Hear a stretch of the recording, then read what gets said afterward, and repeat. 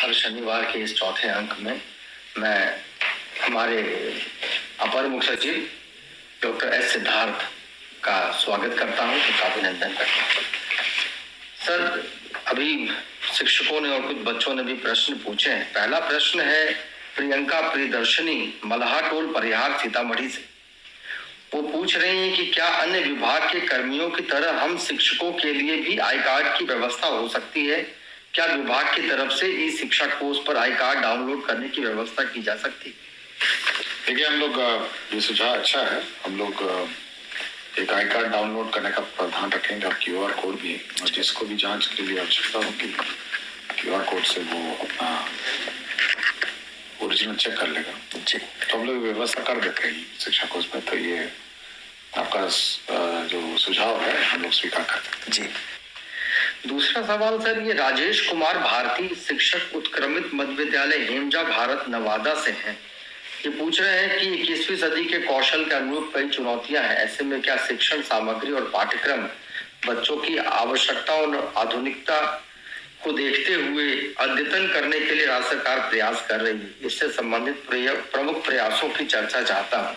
और सर, ऐसा ही सवाल नारायण झा विद्यालय अध्यापक उच्च माध्यमिक विद्यालय करहरा बेनीपट्टी मधुबनी से है। उन्होंने भी ऐसा ही सवाल पूछा है। देखिए, स्किलिंग पे मेरी जितनी भी मीटिंग हुई है और उसमें मेरा ये रहा है कि बच्चे जो स्कूल में हैं, विशेषकर 9th, 10th, 11th and 12th, ये 4 क्लासेस के, इनको जो स्किल ट्रेनिंग है वह उनको देनी चाहिए। और इसके लिए हम लोग ये कर रहे हैं कि जितने भी उस स्कूल के निकट में जो ITI है, पॉलिटेक्निक है और इंजीनियरिंग कॉलेज है, हम लोग उसके साथ संबंध करें। इस संबंध में पूरा एक पत्र लिखा गया था, किंतु उसके बाद इस पर आगे की कार्रवाई नहीं की गई। तो हम लोग ITI, पॉलिटेक्निक और इंजीनियरिंग कॉलेज से इसको संबंध करेंगे और उसके बाद जितने भी बच्चे हैं वो अपने निकटतम जो ट्रेनिंग सेंटर्स हैं, प्लम्बिंग का, इलेक्ट्रिशियन का, फिटर का और मोटर मैकेनिक का, जितने भी स्किल हैं वह प्राप्त कर सकेंगे। तो बहुत सारे बच्चे हैं, हो सकता है कि इसको अपना करियर बनाना चाहें या स्किल का जो जानकारी के बाद वो उस स्किल में आगे काम करना चाहें। तो ये सब हम लोग स्किल ट्रेनिंग पर बहुत ज्यादा जोर है और न्यू एजुकेशन पॉलिसी में भी इस पर है जी। तो हम लोग कल भी बैठक करेंगे, मतलब कल परसों 2-3 दिन में बैठक करेंगे जी। और इस महीने हम लोग सभी को संबद्ध कर देंगे जी। जो विशेषकर 9th, 10th, 11th and 12th classes है। और देखते हैं 8th भी अगर सुझाव आता है 8th का भी, तो 8th से भी हम शुरू करेंगे जी। किंतु यह है कि सभी बच्चों को कोई ना कोई स्किल ग्रहण करना चाहिए जी। एक राष्ट्रपति पुरस्कार प्राप्त शिक्षिका है कुमारी गुड्डी, उत्क्रमित हाई स्कूल से है, बेलवा काशीपुर किशनगंज से। ये कह रही हैं कि बाला कक्षाएं जो कि छोटे छोटे बच्चों के लिए शिक्षा के क्षेत्र में एक वरदान है, उस पर विभाग द्वारा पहल कर पूरे विद्यालय में क्या लागू करवाने की पहल की जा सकती है? देखिए, बाला जो वॉल पेंटिंग है, तो मैं बहुत सारे स्कूल्स में जाता हूँ। हाल ही में महारा में गया था, तो पूरा स्कूल पेंटेड था। मतलब सारे जहाँ बच्चे बैठे हुए थे क्लास में, चारों तरफ दीवारें पेंटेड थी। तो जहाँ जहाँ टीचर्स और हेडमास्टर ने रुचि ली है वहाँ पेंटिंग हो गया, और जहाँ जहाँ टीचर और हेडमास्टर मतलब ने रुचि नहीं ली है वहाँ नहीं हुआ। तो ऐसा नहीं है कि मतलब प्रोविजन नहीं है, पेंटिंग में प्रोविजन नहीं है। और अभी जो हम लोगों ने रिपेयर मेंटेनेंस का पैसा भी दिया है और पेंटिंग के लिए भी राशि दी है, उससे पेंटिंग हो सकता है जी। लेकिन फिर भी हम लोग एक टेम्पलेट सबको दे देते हैं कि किस क्लास में किस प्रकार का पेंटिंग होगा जी। तो ये हम लोग सभी को उपलब्ध करा देंगे कि छोटे क्लासेस में क ख ग ABCD, ये 1+1, 1+2 ये सब होगा। क्लास 2 में क्या पेंटिंग होना है, क्लास 3 में क्या पेंटिंग होना है, क्लास 4 में क्या पेंटिंग होना है, क्लास 5 तक कम से कम जो क्लासरूम्स हैं या स्कूल की दीवारें वो पेंटेड होनी चाहिए। और बहुत सारे मैंने देखा है अन्य राज्यों में भी मैं गया हूँ, तो जो महाअनुभवों के जो स्लोगन हैं, महात्मा गांधी जी के हैं और विवेकानंद के स्लोगन्स हैं, ये सारे विभिन्न स्कूल के दीवारों पे ये बिल्कुल पेंटेड रहती है जी। तो ये हम लोग कोशिश करेंगे कि एक टेम्पलेट बना के सभी स्कूल को सर्कुलेट करेंगे कि जहां जहां जगह हो कम से कम ये पेंटिंग करा दें। जी, शुक्रिया सर। एक शिक्षक है पंकज कुमार, मध्य विद्यालय गजेंद्र बीघा हिलसा नालंदा से। ये कह रहे हैं कि आए दिन शिक्षा विभाग और शिक्षक गण के बीच स्कूल समय अवधि एक ज्वलंत मुद्दा बना रहता है। क्या विभाग इस पर कोई विचार कर रही है कि स्कूलों की समय अवधि और समय सारणी का कोई स्थायी हल निकाला जा सकता है?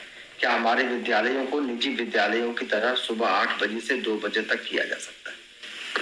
अगर 8 बजे 2 बजे करने लगा तो आप सोच सकते हैं क्या रिएक्शन। जी, तो हम लोग देखते हैं कि ग्रामीण परिवेश में जो व्यवस्था है और जो टाइमिंग है इसको बड़ा ध्यान देते हैं। और हमारे सारे स्कूल तो ग्रामीण क्षेत्र में है, बिल्कुल शहरी क्षेत्र में कम है। तो हम लोगों ने हाल ही में आपके स्कूल टाइमिंग्स परिवर्तन किए हैं जी, मतलब मॉर्निंग में आधा घंटा और प्लग किया है जी, और इवनिंग में भी हम लोगों ने जल्दी छोड़ने का प्रोग्राम किया। लेकिन हम लोग एक ऑप्शन रख रहे हैं, आपको 4-5 ऑप्शन देंगे कि हेडमास्टर साहब जो है वो टीचरों की फ्लेक्सी टाइमिंग्स निर्धारित कर सकते हैं जी, कि कोई टीचर पहले आ सकते हैं, कोई टीचर बाद में आ सकते हैं, लेकिन फ्लेक्सी टाइमिंग उन मामलों में जहां पर कमरे कम हैं और क्लासेस ज्यादा हैं जी, तो आप कुछ क्लासेस पहले चलाइए, फिर कुछ क्लासेस बाद में चलाइए, कुछ क्लास शिफ्ट में चलाइए। तो वो फ्लेक्सी टाइमिंग का जो प्रावधान है, अभी अटेंडेंस का जो मॉड्यूल है, जो सॉफ्टवेयर ई शिक्षा कोश है, वो अमेंडमेंट हो रहा है। तो उसमें हेडमास्टर हर टीचर का निर्धारित कर सकेगा, ये टीचर 9 बजे से फलाना बजे तक जाएंगे, ये टीचर 8 बजे से फलाना बजे जाएंगे, ये टीचर 10 बजे से फलाना। तो वो स्ट्रैगर्ड टाइम टेबल ये केवल उन्हीं क्लासेस के लिए है जहाँ पे कमरे कम हैं और क्लासेस ज्यादा हैं। लेकिन जहाँ पे सभी कमरे भी हैं, क्लासेस हैं, मेरे ख्याल से खूब तक ठीक रहेगी। जी। पूजा बोस है, प्राथमिक विद्यालय जनक बाग उल्लास बाग, कस्बा जिला पूर्णिया से। इनका सवाल है कि क्या सरकार आने वाले समय में पोशाक राशि के बदले पोशाक देने का कार्यक्रम कर सकती है? इस पोशाक के अंतर्गत पैंट, शर्ट, जूता, मोजा, टाई, बेल्ट, यहाँ तक कि सर्दी के मौसम में स्वेटर यानी फुल यूनिफॉर्म लाने की योजना कर सकती है, क्योंकि सरकार की तरफ से सबसे लाभकारी महत्वाकांक्षी योजना हर बच्चों के हाथ में ससमय किताब मिलने की योजना 100% सफल रही है। क्योंकि मैंने ऐसे देखा है कि कुछ बच्चों के माता पिता ऐसा करते नहीं। देखिए, हम लोग चाह रहे हैं कि जैसे प्राइवेट स्कूल में जब नई स्कूल और क्लासेस शुरू हो रही है तो जो पहला दिन है जी, उसी पहले दिन में आपको पोशाक, किताबें, किट सब उपलब्ध हो जानी चाहिए, किताबें भी सब भी।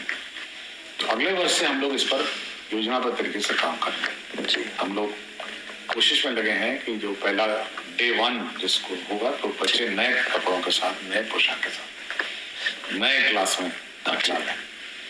लेकिन जहाँ तक कपड़े बना के उपलब्ध कराने की बात है, हम लोगों ने बहुत मंथन किया, इस पर बहुत रिसर्च हुआ और बहुत सारे इंस्टीट्यूट इस पर लगे रहे।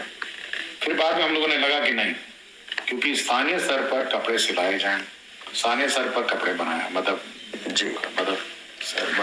बच्चों के नाप से कपड़े बनाए जाए और बच्चे अपने रुचि भी लेंगे कि नया कपड़ा माता पिता सिल के देते हैं। तो हम राशि जो है वो इस बार हम लोग ऐसे समय पे देंगे ताकि आप जो बच्चा नए क्लास में जाएगा जी, तो नए क्लास में वो नए कपड़े, नए किताब, नए बैग, नए पुस्तकें और नई सोच के साथ वो अगला क्लास में जाएगा जी। बहुत शुक्रिया सर।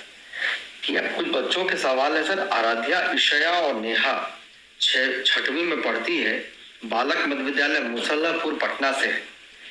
इनका सवाल है कि स्कूल में खेलने का सामान आता है परंतु हमें खेलने को नहीं मिलता है और स्कूल का बाथरूम साफ नहीं रहता है। प्रधानाध्यापक से शिकायत करने पर जवाब मिलता है खुद साफ करो। देखिए, जहाँ तक खेलने की बात है, सामग्री है, इस बार हम लोगों ने कहा है कि 1 घंटे का क्लास हर रोज निर्धारित होना है जी। उस 1 घंटे में आपको खेलना है, पेंटिंग करना है या फिर डांस करना है बच्चों का, और या फिर अन्य जो करिकुलम है जी, वो 1 घंटे में आपको करना, म्यूजिक है, ये सब हर रोज है।